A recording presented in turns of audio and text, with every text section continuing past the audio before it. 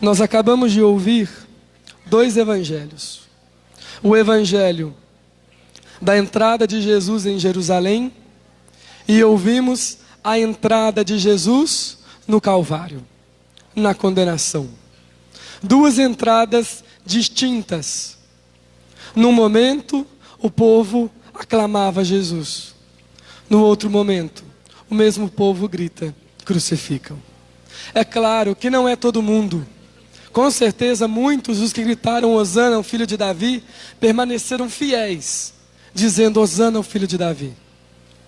Mas uma coisa que é muito assustadora é a capacidade que as pessoas, às vezes, por falta de pensamento crítico, deixam ser levados pelo que os outros falam. Eu fico pensando, tentando imaginar o que passava na cabeça de Jesus quando ele entrava em Jerusalém, montado num jumentinho, que simbolizava aquilo que era desprezado. Os ricos, os poderosos, andavam de cavalaria no cavalo. O burrinho era o transporte dos pobres, dos simples. E o grande rei entra em Jerusalém, montado no jumento. Jesus já vem mostrando para o que veio. O reinado dele não é um reinado de autoridade, de poder, nem de violência, nem de exército. É um reinado do amor, do simples e da proximidade. Enquanto Jesus entrava, ele olhava aquele povo aclamando, mas ele já sabia o que o esperava. E eu fico olhando para nós hoje dentro da igreja, e fico pensando quantas vezes nós não repetimos o ato daqueles fariseus, que no momento a gente grita Hosana ao filho de Davi, mas facilmente, porque a gente escuta alguém falar alguma coisa na internet, porque a gente recebeu um vídeo lá no WhatsApp, porque a gente viu uma mensagem de fulano lá no Telegram, a gente muda a nossa cabeça imediatamente e começa a falar mal dos outros e às vezes até da igreja. É muito assustador o movimento que nós temos visto crescendo dentro da igreja. Um movimento que eu te digo, um movimento apostático. De gente que se diz católico, mas vive falando mal da igreja católica. Outro dia eu estava atendendo no mutirão de confissão na catedral. E uma pessoa veio falar comigo e começou a falar muito mal da CNBB. Conferência Nacional dos Bispos do Brasil, falando que a igreja está se metendo demais em política, falando que essa atitude da CNBB é comunista. E quando a pessoa me fala uma coisa dessa, eu fico pensando assim, primeiro que eu acho que a pessoa não sabe nem o que é comunismo, porque comunismo, um dos pressupostos é que não tenha instituição nenhuma, não tenha nem igreja. Como é que a igreja vai defender um sistema que não tem igreja? Já começa por aí. Não faz sentido algum. E se por um acaso, nós vemos agora, nesse tempo da quaresma, a CNBB trazendo para nós a campanha da fraternidade, uma criação feita aqui no Brasil, na região nordeste do Brasil, para que toda a quaresma a gente refletisse sobre um tema que precisa ser olhado por nós. Quantas vezes nós já tivemos temas voltados para a questão da natureza, agora da ecologia integral, da água, dos biomas brasileiros. Já teve temas voltados para as questões, sim, de políticas públicas, mas não para a política. Porque é nossa obrigação estar atento a tudo aquilo que diz respeito à qualidade de vida do ser humano. A igreja jamais será fiel a Jesus Cristo se ela rezar com as portas fechadas, sem estar preocupado com o que acontece com você fora desse templo. Não faz sentido nenhum uma vivência de fé desconexa da realidade. Cuidado para não ser envenenado por esses falsos fariseus, que vão fazer a gente balangar o nosso ramo, dizendo glória a Jesus aqui na igreja. Mas depois, só de ouvir eles falar, a gente começa a tacar pedra. Esses que falam mal da CNBB, que falam mal da campanha da fraternidade, eu duvido que sequer tenham lido o texto base da campanha, explicando o porquê. Qual o sentido de eu falar de uma vivência de fé, se eu não posso falar de um mundo que nós vamos deixar para os nossos filhos, para os nossos netos? Que mundo nós teremos se a gente não cuidar do meio ambiente? Isso não é política, isso é sociedade, isso é ser humano, isso é ser Jesus Cristo. Não deixem ser envenenados por aqueles que querem nos dividir. Jesus já deixou claro: se um reino divide-se contra si mesmo, ele vai cair. E a maior artimanha que o mal tem contra a igreja é colocar um contra o outro aqui dentro. É dizer: ah, não, porque eu sou conservador. Não, porque eu sou mais renovado. Ah, porque eu sou mais progressista. Ah, porque eu sou mais de centro. Tudo isso é carisma do Espírito Santo. Não tem nem melhor, nem pior. Se nós nos achamos melhor do que o outro, porque o outro faz ou não tal coisa, nós já estamos nos deixando ser enganados pelo mal. Não caia nessa tentação. Senão daqui a pouco nós estamos que nem aquele fariseu no templo. Obrigado, Senhor, porque eu não sou como aquele. E aí daqui a pouco a gente está dentro da igreja dizendo: obrigado, Senhor, porque eu não sou como aquele que bate palma dentro da missa. Obrigado, Senhor, porque eu não sou como aquele que não bate palma dentro da missa. Obrigado, Senhor, porque eu tenho uma vida de fé fiel.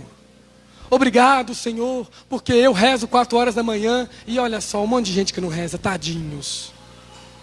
Nada disso que eu falei aqui é ruim. Pode rezar 4 horas da manhã, pode bater palma, pode não bater palma se você não quiser também. O problema é quando o mal usa isso para nos colocar num lugar em que a gente se acha melhor do que os outros. Aí perdemos o centro, perdemos o Cristo. Que nós possamos aproveitar esse tempo tão propício para nós. A Quaresma, tempo de rezar a paixão de Cristo, mas o Cristo que vive sua paixão encarnada no mundo. A paixão de Jesus não morreu, não acabou há 2000 anos atrás.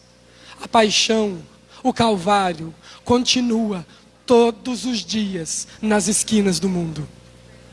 De que adianta nós balançarmos nossos ramos nessa procissão, dizendo Hosana Rei, se a gente carrega pedra para quando a gente encontra Jesus pela rua?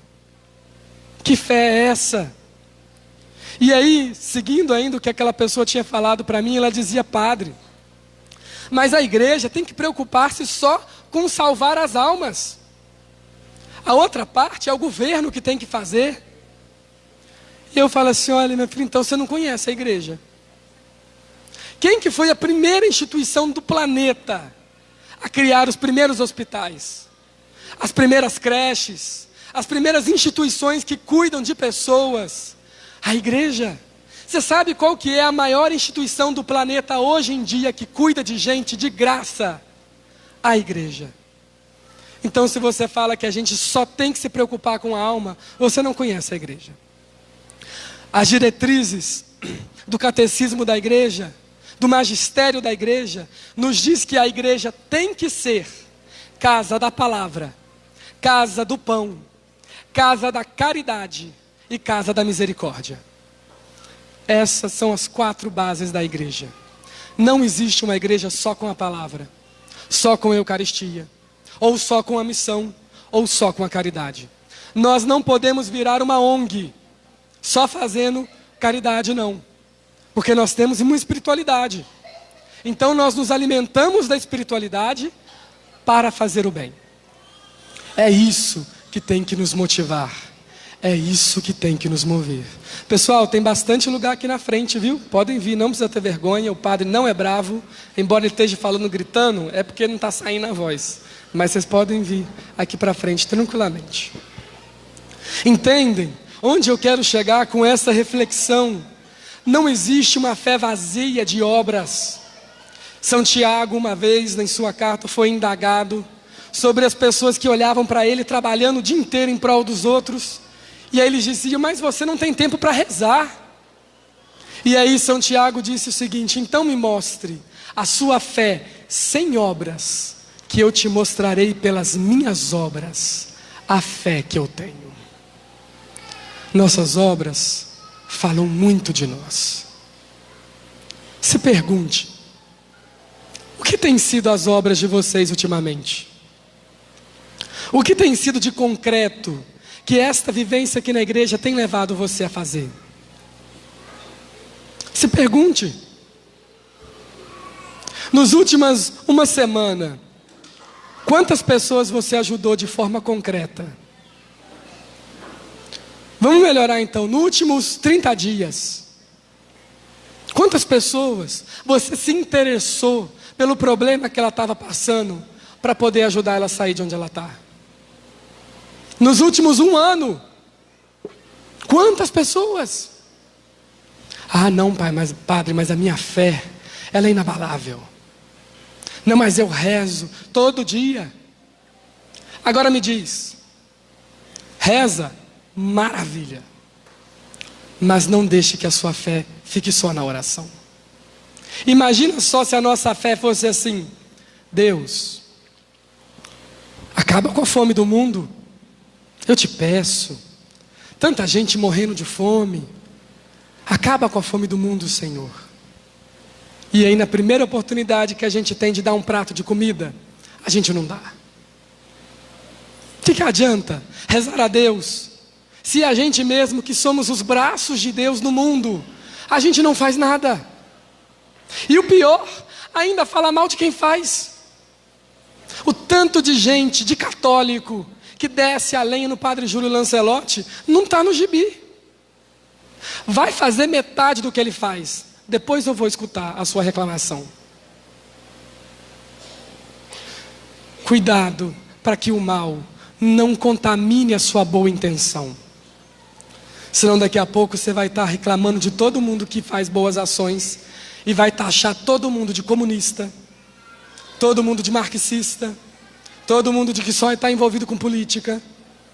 Mas esquece que na verdade o que ele está fazendo é o que Jesus pediu. A igreja não é comunista. Eu não sou como... Estou dando vermelho, né? Mas é por causa disso não. Mas a igreja não é comunista e não faz sentido ser. Parem de acreditar nisso. Pelo amor de Deus, se vocês puderem ouvir uma coisa que o padre está falando, acredite nisso. Não faz sentido. O que nós fazemos é caridade, que é um dos 4 pilares da igreja. É nossa obrigação fazer isso. Se a gente não estiver fazendo, a gente não conhece Jesus. E eu sinto te dizer isso, mas é sua obrigação também. Ajudar, se interessar pelo problema dos outros, transformar a realidade à sua volta. Se preocupe com as pessoas.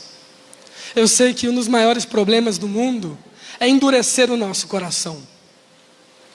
A gente liga a televisão, só falta escorrer sangue, né? De tanto problema no mundo.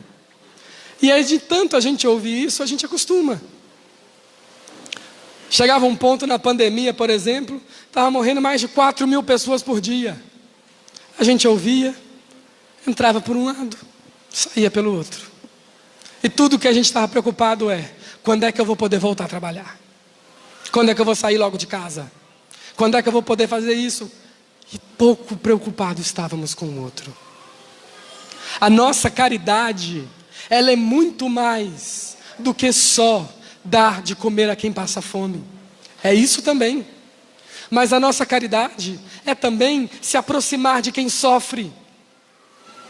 Ouvir o problema de quem precisa ser ouvido. Dar conselho, apontar um caminho. Chamar para essa comunidade de fé, de gente que se ajuda, de gente que se ama. A igreja não é lugar para gente desconhecida. É lugar para gente que olha olho no olho e sabe quem é. Se você por um acaso chega aqui na comunidade já com pressa de ir embora para casa, está vindo errado. Está vindo errado. Pode vir com tranquilidade. Sentou no banco, se tiver alguém no seu banco, puxa um assunto. Pode ser o mais simples possível. Fulano, acho que vai chover, hein? É o básico, né? Puxa assunto. Você não veio aqui para rezar sozinho, não. Se fosse para a gente rezar sozinho, podia estar todo mundo na sua casa. Eu fazia a consagração aqui, E aí eu mandava o iFood entregar na casa de vocês. Se a gente está aqui na comunidade, é porque tem um porquê. É para a gente se alimentar da palavra, se alimentar do Cristo e perceber que a gente não está sozinho. Perceber que as pessoas se juntam para fazer as coisas acontecerem.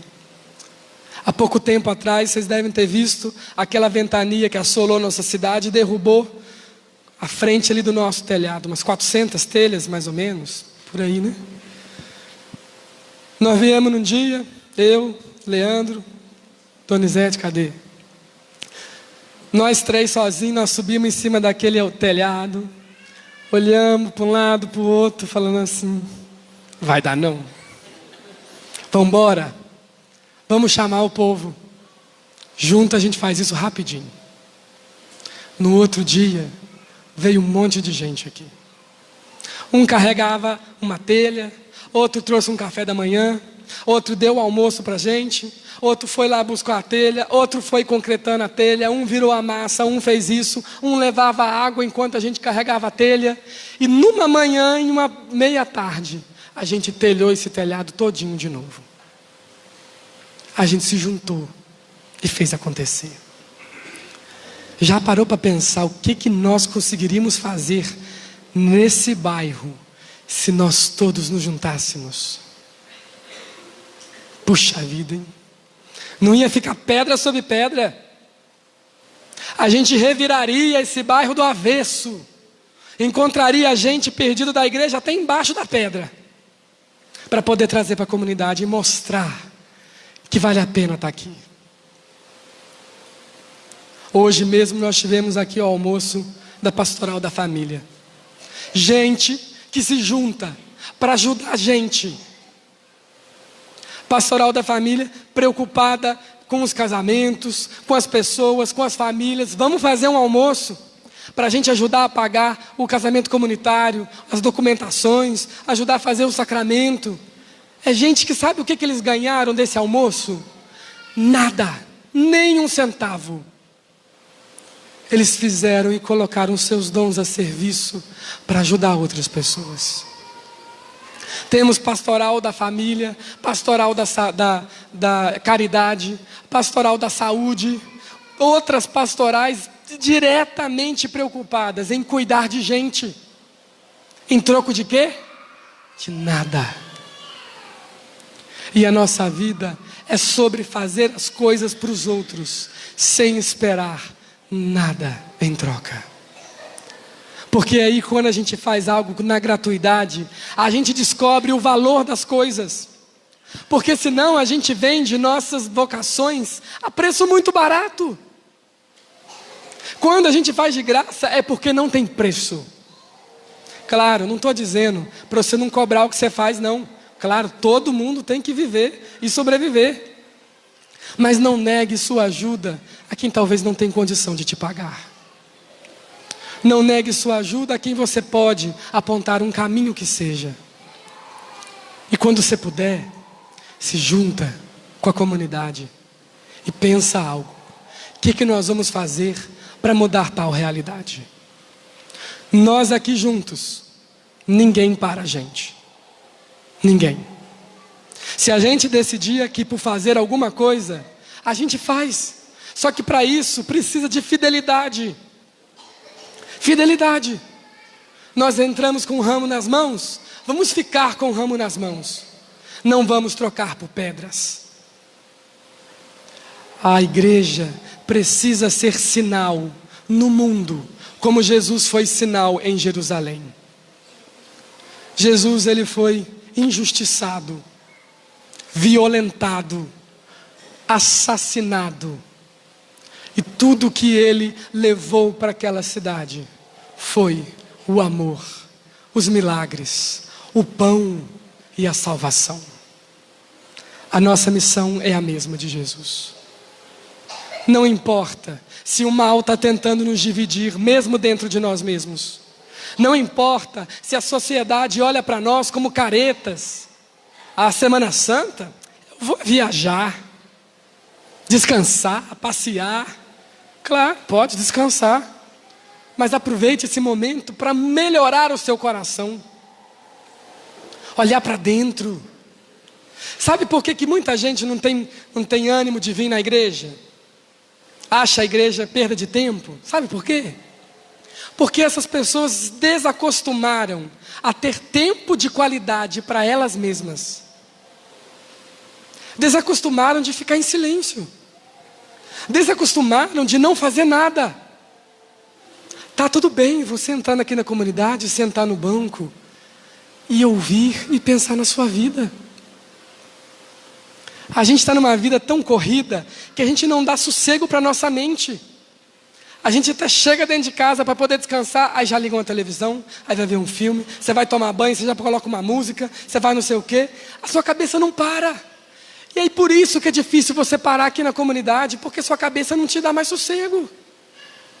Quando entrar aqui, respira e diga: agora eu tenho tempo para descansar a minha cabeça. Olhe para esse lugar como um oásis na sua vida. Olhe para esse lugar como um lugar do descanso da alma, onde a gente pode parar e olhar para dentro, onde a gente se alimenta do pão que nos dá força para sair daqui mais em paz ainda do que entramos. Então deixe ser tocado pelo Cristo. E por fim, como último exemplo do porquê a igreja também tem que estar atenta à caridade, aos sofrimentos dos outros, é só lembrar de Jesus. Jesus, ele reunia a multidão, ele falava a palavra, fazia milagre e partia o pão. Ele sempre se preocupou com a fome daquele povo. Como diz Dom Helder Câmara, quem tem fome tem pressa. Não dá para esperar. Ah, não, mês que vem talvez aí eu ajudo. Quem tem fome tem pressa. Só para vocês terem uma noção do quanto Jesus estava inserido nessa realidade do sofrimento de um povo injustiçado e explorado por aquele império romano, cerca de 70% das pessoas morriam antes dos 17 anos de idade no tempo de Jesus. E a maioria delas por fome. É por isso que Jesus nunca virou o olho para quem passa fome. Nunca desviou o olhar de quem sofre. Porque Jesus nasceu no meio do auge do sofrimento da humanidade. Explorado por um império, dominado por uma religiosidade doentia, em uma sociedade injusta e maldosa. É nossa responsabilidade não deixar que isso se repita hoje no nosso meio. Não deixemos que uma sociedade seja exploradora dos menores. Não deixemos que a nossa sociedade seja assassina das minorias. Uma sociedade que justifica a morte pela cor, que justifica a morte pela sexualidade. É um absurdo um país como o nosso, majoritariamente católico, ainda mais majoritariamente cristão, ser o país que mais mata transexuais no planeta. É um absurdo. E você vai perguntar se essa pessoa tem religião, eu te garanto que ela vai falar que tem. E ela ainda vai dizer que Deus é tudo na vida dela. Que vergonha para nós. Parece que a gente não conhece Jesus. Que nós possamos, vivendo agora essa Semana Santa, olhar de verdade para quem é Jesus. Porque senão você vai passar essa Semana Santa só preocupado com um ovo de Páscoa que você vai ganhar no domingo. E vai esquecer que o motivo de tudo isso é o Jesus que nos reúne aqui hoje. Para olhar para dentro, e perceber que nós temos um caminho longo para fazer ainda. E está tudo bem. Que a gente só não desanime nesse caminho. Que Deus nos dê força para sermos fiéis ao propósito que Ele deu para nós. Uma vida de fé forte, fortíssima. E de tão forte que não se contenta em ver o irmão sofrer. Isso sim é uma fé que move montanhas. A fé que move montanhas não é tirar um morro de um lugar e pôr no outro, não. A fé que move montanhas é mover aquele que estava no lugar do sofrimento e da dor para o lugar do direito e da graça. Isso é uma fé que move montanhas. Isso é uma fé que Jesus olha para nós e diz: pode ir, a tua fé te salvou. Que Deus nos abençoe e nos inspire para viver com fidelidade essa Semana Santa e a nossa vida como um todo. Em nome do Pai, do Filho e do Espírito Santo.